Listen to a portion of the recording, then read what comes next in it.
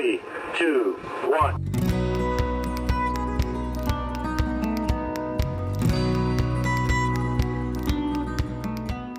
Well, I guess I'll do an intro.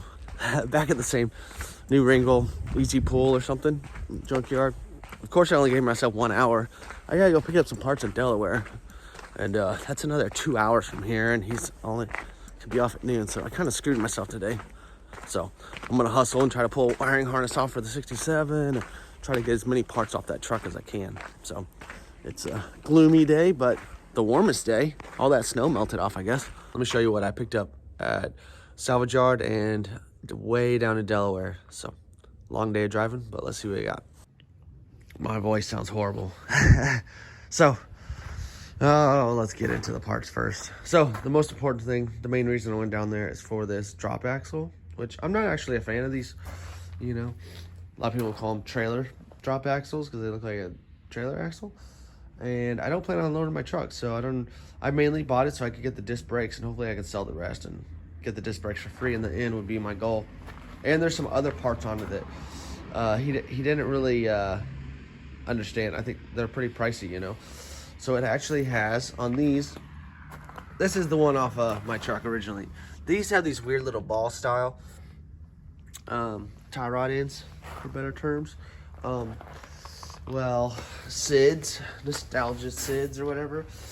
They do factory drop axles, and he thought the axle was that, but it's not SIDS. It's either Pride Brothers or I think Western Chassis sells one, and Speedway sells one. But so they adapt these for these tapered ball joints, you know, so they're nice. So it has the cross one, all the ends are right, and it also lowers it so that it sits below your spring, because you have issues if you have a drop axle and you didn't have that. So what my plan is to steal the disc brakes, spindle setups off here. I'm gonna see what I have to do in another video, and I'll show more of that later. But I'm gonna see what parts I can keep on this to sell and get more money, and what parts I need to keep. But I never dealt with this disc brake, CCP disc brake kit, but basically this little spacer goes on, and then you bolt it on. So whatever, it is what it is. You know, it came with leaf springs, and it came with shocks, and all this was together. That's some nice looking newer U-bolts, so that will save me some money. And it's also nice because I can, my plan is to not use this kind of bushing setup they have in these leaf springs. I'm really hoping I can knock these. These have a little sleeve in. I want to knock that sleeve out and see if I can do a polyurethane bushing and then do a regular bolt with a cotter pin and feel safer about it. Because if not, it's like my 36. If the bolt broke or if that bent too much, it just they don't seem as strong. And if I want more horsepower, I want to make it as safe as I can get. He also had this splash guard, and I don't have a splash guard, and I definitely don't want a chrome one. My goal on my truck is not to have newer parts on it, or that many newer parts on it, and to keep it as cheap as possible. So I bought it because he sold it fairly cheap, and I bought it with these hubcaps also, and the same deal. I'd actually rather have hubcaps that look like this than hubcaps that look like that. I know those look good. My wife would probably like that. But I'll probably try to sell the hubcaps and sell that to make some of my money back, because I spent $120 just in gas to get down there. Also, I got another hood badge, and just like all of them, it seems like none of the clips are in there, and I like how they did that with the washer. So I think I might just pull those washers out and then weld a stud on those. And then obviously it's missing one, but I'm sure 2 of those would hold it on there fine. And then also he had some gauges. Maybe I'll sell it, maybe I won't.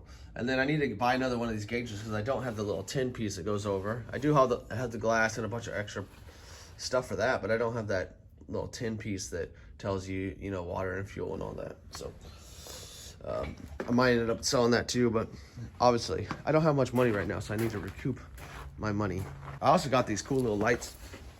If you saw later on in this video, I'm going to show me walking around the salvage yard, and they had a big truck there, but it had these lights, and I really like the glass plastic on there. On the side of the Suburban, I don't have those lights, and I thought these might look kind of cool. Obviously I wish the chrome was nice, but it's not. So I'll probably just strip that down and paint it, or leave that chrome, even though it is all pitted out, and then maybe just paint the little ring on the end. Who knows? I'm not going rat rod on my truck, but you know, it does seem that way, just a touch. And then I got the firewall plug for the 67. I didn't have the outside, and yes, that one is not the cleanest, but I think it was $2.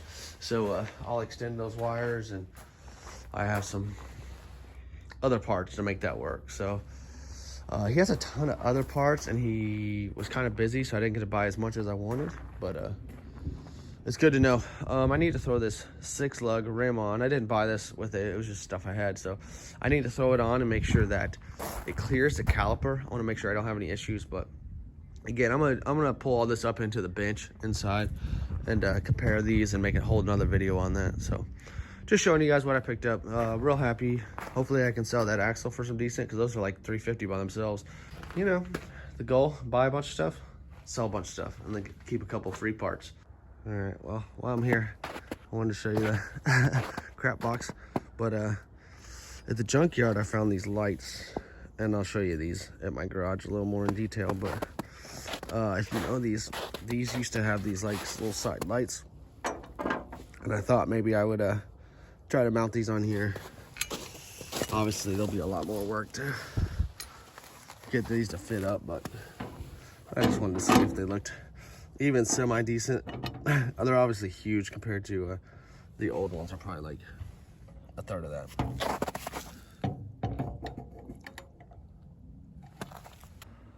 So obviously by myself I can't really film this very much, but let me know what you guys think. You think I should run these? You know, they're longer, like I said, and usually I think they stay up about that height, but you know, you could obviously lower them too. But they don't look horrible. I love these bulbs in the back. I'm sure they're impossible to find new ones. I'm probably gonna look online just to see, but they have a really cool look. Hopefully they clean up, and then if the chrome was better, I'd probably leave the chrome, but I'd probably just try to strip all that down as much as I can, and then paint it body color. But not horrible. But yeah, I mean, obviously a little big, and the Suburban is giant, so it actually like kind of matches size wise, but we'll see.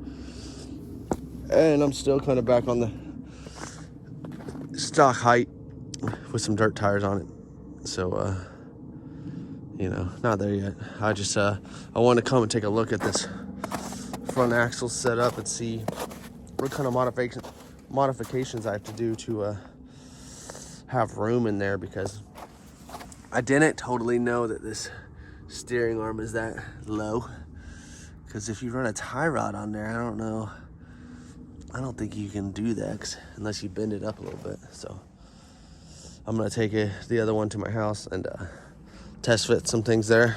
It's kind of nice to have a whole nother setup, so I can build everything all nice and clean, and then whenever I get this over, hopefully next week, I can just pull that front end off, paint a couple areas, and then throw it on, and then I can work on all the frame and stuff later.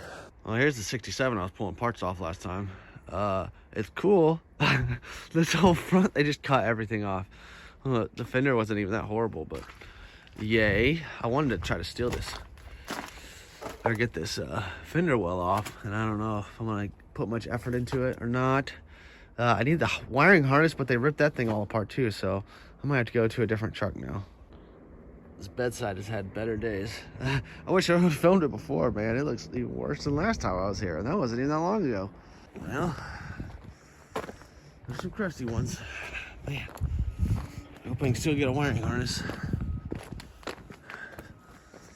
I know I'm not that detailed, but like I said, I have 1 hour to get some stuff done. So let's go. This thing actually looks like maybe that was kind of fun back in the day.